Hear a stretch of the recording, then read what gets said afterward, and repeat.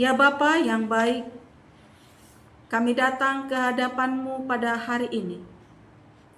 Bersyukur, berterima kasih atas kasih setia-Mu yang masih menyertai kami, memberkati kami, melindungi kami.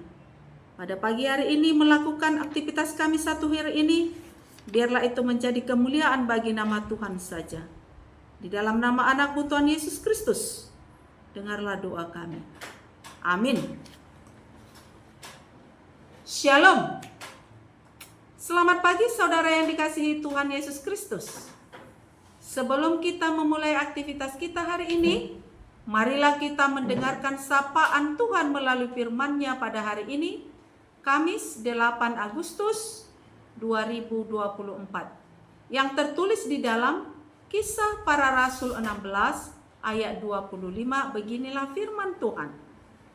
Tetapi kira-kira tengah malam, Paulus dan Silas berdoa dan menyanyikan puji-pujian kepada Allah, dan orang-orang hukuman lain mendengarkan mereka. Demikianlah firman Tuhan dengan topik kuasa doa dan pujian. Saudara yang terkasih dalam nama Tuhan kita Yesus Kristus, pujian dan doa berarti menyampaikan pengagungan dengan hati yang tulus. Tidak hanya dinaikkan saat keadaan baik-baik saja, tetapi juga sebaliknya dalam keadaan tidak baik juga memanjatkan pujian dan doa.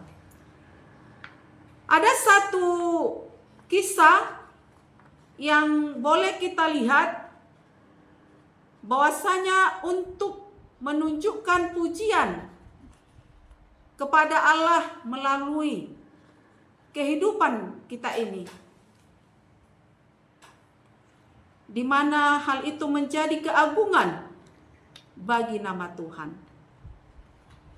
Saudara, ada seorang dokter yang begitu bersemangat memberi dukungan untuk pasiennya. Pasiennya menderita diabetes mellitus atau DM.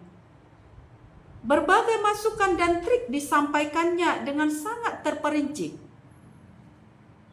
Dokter ini sangat ahli dalam penyakit tersebut. Lalu pasien berkata, "Dokter sangat ahli ya dengan penyakit ini.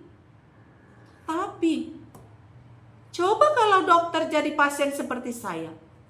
Apa dokter masih menasihati saya dengan semangat seperti sekarang?" Ujar sang pasien. Sang dokter pun menjawab, "Saya juga penderita diabetes mellitus, Bu. Sudah bertahun-tahun," jawabnya kepada pasien. Akhirnya sang pasien pun terdiam. Saudara yang terkasih, menerima kesembuhan secara ajaib dari sakit penyakit, lepas dari maut, saat terjadi bencana atau kecelakaan, mendadak mendapat berkat pada saat berkekurangan, tentulah hal yang menggembirakan. Namun bersukacita dan bersaksi karenanya adalah hal biasa. Siapapun bisa bersukacita ketika mendapat berkat besar.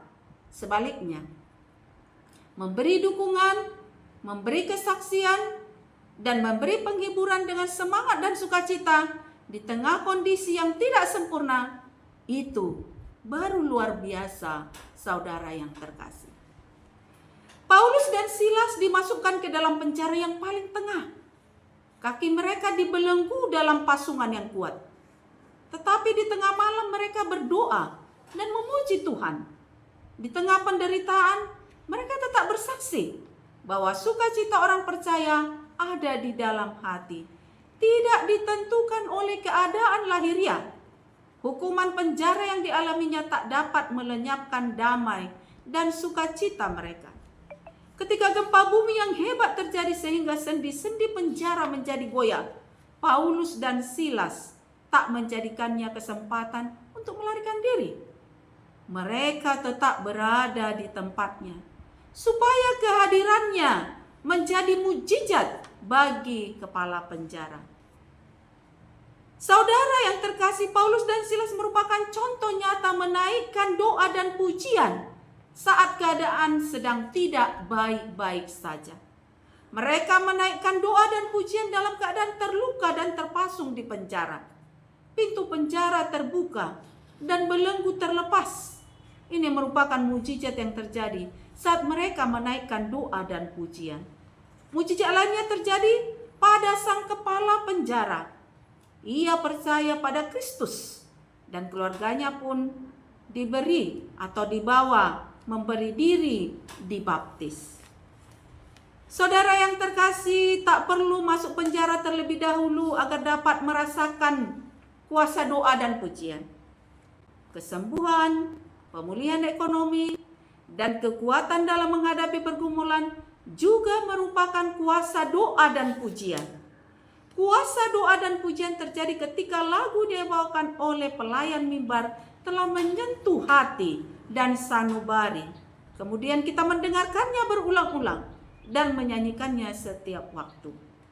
Kiranya kuasa doa dan pujian menjadi kesaksian bagi seisi rumah dan siapapun yang sedang berada dekat kita, mendorong mereka untuk semakin percaya padanya dan memiliki hubungan atau relasi yang baik dengan Allah. Demikianlah sapaan firman Tuhan untuk kita. Tuhan menyertai aktivitas kita hari ini. Tuhan memberkati. Amin.